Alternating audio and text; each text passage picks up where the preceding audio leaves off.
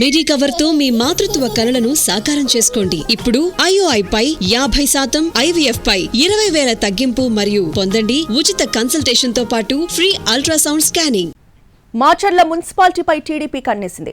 Council ను తమ ఖాతాలో వేసుకునేందుకు కూటమి పార్టీలు వ్యూహాత్మకంగా వ్యవహరించిన తీరు సక్సెస్ అయింది.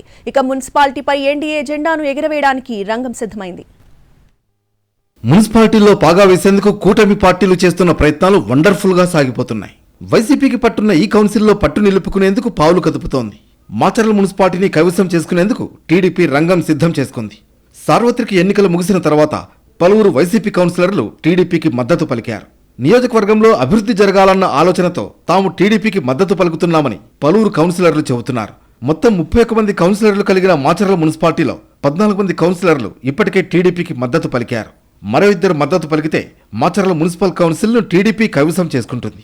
అయితే ఈరోజు మరో 2 కౌన్సిలర్లు టీడీపీ ఎమ్మెల్యే జూలకంటి బ్రహ్మారెడ్డితో భేటీ అయ్యారు. త్వరలోనే వీరిద్దరు కూడా టీడీపీలో చేరేందుకు రంగం సిద్ధమైందని తెలుస్తోంది.